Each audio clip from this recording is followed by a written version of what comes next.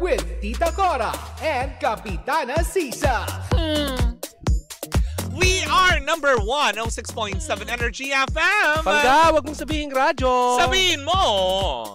O yan ang sasabihin Energy. mo. O, diba? Energy. Nakakalimot tayo. Nag-aano tayo, nagbubulungan tayo. Kasi Yes. papahinga na ang ating utak. Yes, diba? Final gama ng second hour ng programa ang Balita sa Woo Woo Woo Woo! Muli po ako si Kapitana Sisa. At ako naman po si Tita Cora. Ayan, sa mga nanonood via our digital platforms on Facebook, TikTok, and of course, sa ating YouTube channel. Hello po sa inyong lahat. Good morning. Habang Welcome. nagyayaya na si Kuya Chito na mag-lunch. Oo, diba? Ayan, magla-lunch tayo bongga. mamaya. Truly. Oo, diba? dahil naprito na niya ang mga sausage. sobrang tagal daw natin magchikan. Tama, diba? Nang bongga. Na-air dry na din niya yung mga kailang i-air dry na pusit. Karoon, diba? Nang bonggang-bongga. Uy, ang sarap ng pusit, nanunuot. In fairness. Nanunuot yung lasa niya dun sa pusit. Natatakam ako alam mo yung sukang. Alam kong bagay yan natitempt. dun sa suka nilang masarap. Marcy, alam kong natitempt ka na buksan yung isa kanina pa kaso Hindi. chinichika ka lang. Kasi aamoy.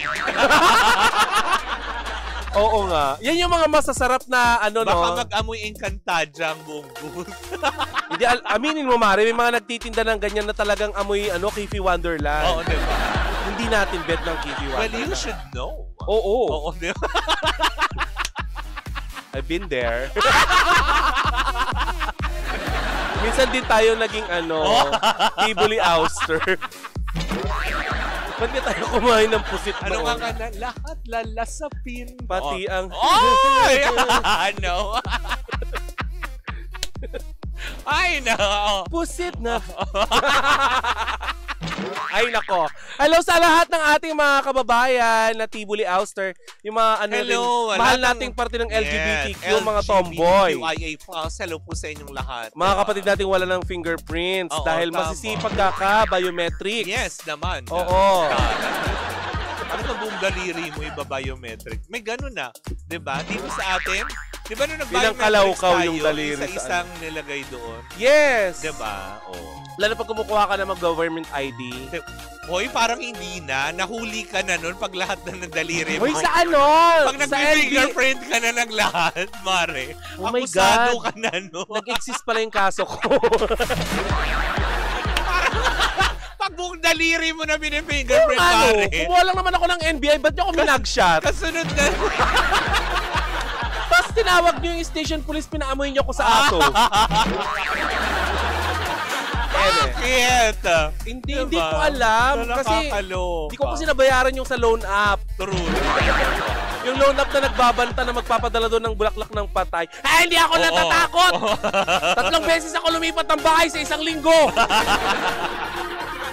Akala nyo wala kami lilipatan, ha? May wag yung gayahin.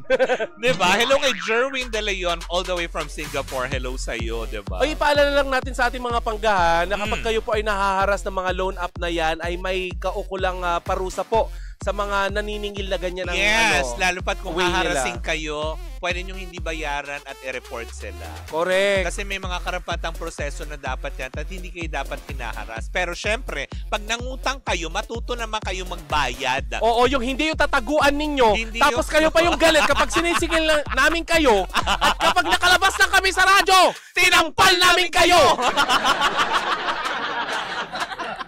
Huy, ano ngayon, di ba All Saints Day? All Saints. Oo nga, All Saints Day. Okay, hindi. Kasi All Pagkarinig Saints ko, Day. All Saints. All Saints Day. All Saints. Araw ng mga santo. Araw ng pagkakasala. Oo. Ganon. Saints, yung sabi mo.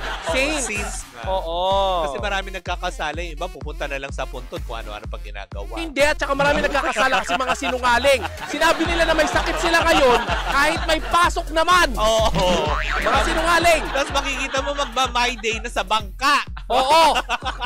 Yung crystal clear na bangka, tumaob sana yan. Tumatawid kayo mula tawag dito, papuntang Barakay. Mula Katiklan, papuntang Barakay, nasa bangka kayo. Kaya nga, kala mo naman talaga. Ay, nako. O, eto na Ay, ating nako. Baklatest! Baklatest! Alekla Barbagora na. Mare, nais pabulaanan ng cornerstone ng balitang kumakalat na itong si Moira De La Torre ay initsipwera ng mga co-artist niya sa Canada. Oh! Sa Vancouver. winner sa ASAP. Grabe. Mare, pinabulaanan nga ng heads ng Cornerstone na hindi talaga na itsipwera itong si Moira de la Torre. Oo. Sa katunayan, binati pa nga ito daw ni Inigo Pasquil. Inigo Pascual at ng Inigo Karot. At ang kanyang ama na nabubulo ng bakla. Ba't hindi ko masabi-sabi ang pangalan ni Pio Pascual? Inigo Pastel lang. Sarap kaya, di ba? Yung chicken pastel nun, sarap.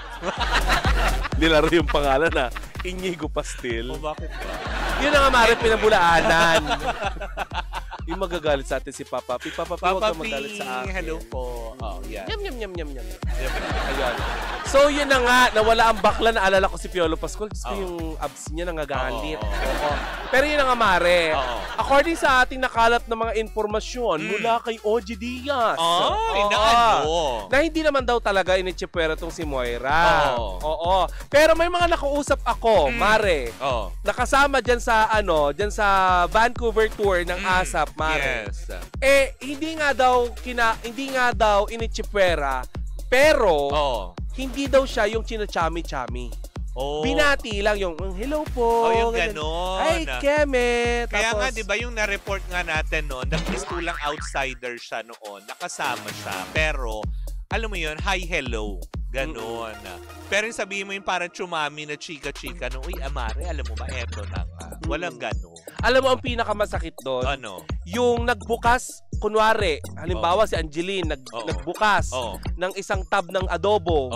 Inalok ang lahat tapos si Moira hindi. Kasi vegetarian yata. Talaga? Hindi, charot. Bakla. Seryosohin? Di para lang kayong syunganon. Syunganyo. Mawag na. Hindi, tama. Oo. Baka dito sila lumuto. So, yun na nga. Paano magpapatuloy? Bakla naman kasi! Nagyaya ka pa ng mga mambabash! So yun na nga, Mare, hindi naman daw totoong hindi pinansin. Sa katotohanan nga daw, sa katunayan nga daw, binabati nga daw siya ng lahat. Yun nga lang, syempre, nandun sila to work. To be professional. Yes, totoo diba? naman. Hindi naman kayo nandun para magchikahan na talk show. Correct. Diba? Concert yun, Mars. Diba? Ang importante siguro, pantay yung mga kilay hindi, nila. Kasi diba, alam naman na natin talaga na matagal na talagang hindi napapanood matapos pumutok tong issue na to kay Moira dahil nga sa hindi niya pagkakaunawaan sa kanya mga kasama sa Cornerstone at matagal na rin siyang hindi na napapanood nga sa ASA. Pero yaman din lamang na pag-usapan na natin. Paalala lang ulit natin, ano nga ba yung mga nagkalat na balita dati? Yung dati na tipo nagkaroon sila ng issue with ano mo yun? Ma'am Songbird.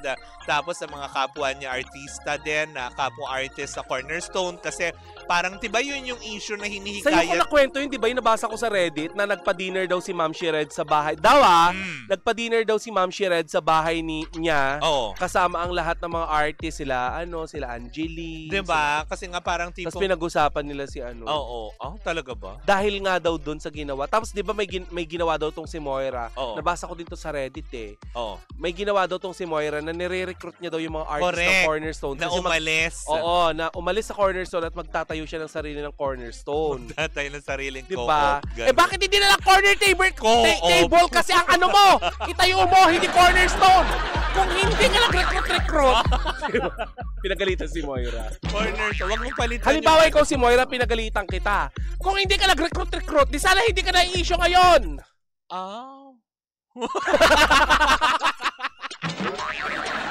Ganun lang.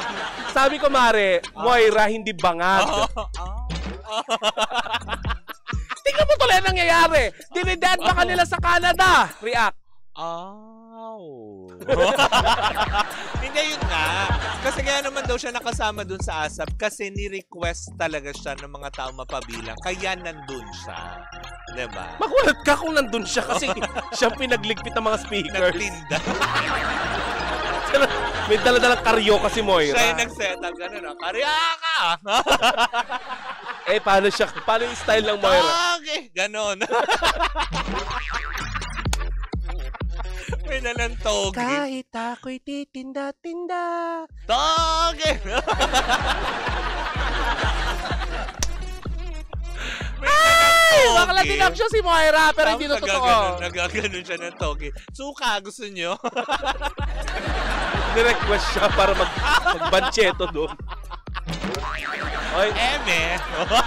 Moira, ang importante may work. Tama. Diba? At saka hindi totoong dinedma siya. Yun ang importante. Tsaka parang hindi naman ako naniniwala na didedma sa Paris siya nila, nila Ate Regine.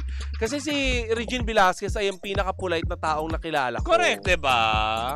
Totoo naman din, in fairness, na-appreciate natin. Ano ang sinabi niya sa'yo? Lalo pat yung nanood tayo nung diba? Ay, sabi ni Regine. Super Diva. Ay, naku, yun ang pinaka-nakakahiyang experience ko sa mga meet and greet. Bakit ba? Ang bakla, sobrang excited niya. Alam niyo, sinabi niya kay Regine Velasquez, uy, alam niyo po, idol niyo po ako. Baliktad. Bakla naman. Kasi sinabi niya kagad, ang bungad niya kasi sa atin Uy, nanonood ako sa inyo. Oo, sabi ni Sisa, alam niyo po, idol niyo po ako. Paano naman po kasi hindi magsasalita ng ganun yung bakla? Alas 2 meet and greet. Alas 2 na madaling araw yun. Kung kaya niyo po magpilik mata ng alas 2 sa madaling araw, yung mga baklaan, Tokyo, Japan na kasi galing pa po kami sa trabaho noon. Kung alam nyo lang po, kung alam nyo lang po kung ano yung tinitiis namin. Mula alas 7 ng umaga, nag-jipit na kami ni Kapitana Sisa. Alas 2 na madaling araw, hindi pa rin kami makaihi. Correct, diba? Na nakakalo. Like tayong parang tayong pusa.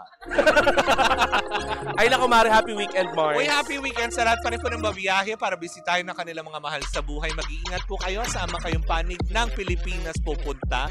Kung uuwi man sa inyo, diba? Tandaan nyo, ito po ay panahon para alalahanin ang ating mga yumaong mga minamahal sa buhay. Kung sakali naman din na buo pa ang inyong pamilya, diba? Enjoy nyo yung moment, mag-banding kayo. At panawagan lang sa ating mga Papa Driver ha, November 1, pag-alala po ito sa mga yumao nating mga kamag-anak. Magdahan-dahan po kayo sa pagmamaneho. Correct. At huwag na pong dumagdag sa mga nakalibing. Okay. Huwag ka agad sumunod. Kaya nga, what excited, ma. Diba? Makakarating din po kayo sa paroroonan, hindi po sa kabilang buhay. Lalo pat ngayon, diba, ang luwag ng kalsada, in fairness. Parang ikaw, Mare. Yes, I know, I'm claiming Nakakaluwag-luwag ka. Naman. Sa sobrang luwag, kaya 20. Ganon. 20 wallet. Kasi nga nakakaluwag-luwag ka. Hindi kasya sa isa. Yeah, we're talking about the wealth. Yes, ganon. Hirap naman talaga. Baka magbakasyon tayo nito. Nahirap na ako! Saluhin ka! Anyways, diba? Maraming salamat po sa inyong pagkantabay mga pangga. Yan, magkakitaan po tayo sa darating na Lunes. Of course, ang aking partner ay nakascheduled leave ng Lunes at Martes. Huwag po kayong mabigla. With a heavy heart. Wow! Hoy! Hindi mo sasabihin with a heavy heart. Hindi kasi, Mare, alam mo, sa totoo lang, hindi ko naman wala talaga akong planong mag-leave. Nanonood sa atin si Chair Lala Soto ng MTRCB. Hello po, Chair Lala. Ano ba yung chair naman ng MTRCB? Napaka-chismusa naman talaga. Hi, Chair Lala. I love you so much. So, dinami-dami ba naman ang pinapakinggan mo? Talagang chismis talaga. Naman. Ay, naku, marami ka pang i-chismis sa amin. Aling Jurella. Oo, diba? Chair Lala, kailan naman tutupad yung dinner natin? Una lang tinupad ni Chito, Oo, diba? Na nakakaloka. Kain kami mamaya. Correct ka. Uy, maraming salamat po. Magkapanooran pa na naman tayo sa darating na Lunes. Totoo, ulitin mo yan. Nanonood si Jurella, magagalit siya. Nang mag-iisang bakla sa Lunes. Mag-isa lang ba ako? Ako! Wala ka nga, diba? O ano? Kaya bumabagsak na yung sugar ko. Alam mo, dumoble. Anyways, muli po ako sa Uy, meron ka tagapagbalita sa Lunes. May makakasama ka. Huwag ka mag-alala. Andyan si John Marcos Alvarez. Oo, diba? Balitang malaman. Balitang dapat yung malaman. Oo, diba? Na nakakaloka. O, ikaw na. Ako po si Tita Cora. At ito pa rin ang Baklita sa Wow! At tuloy-tuloy pa rin po ang ating tugtugan. Siyempre, dito po lamang yan sa number 106.7 Energy FM. Pangga, wag mong sabihing radyo. Sabihin mo! Energy!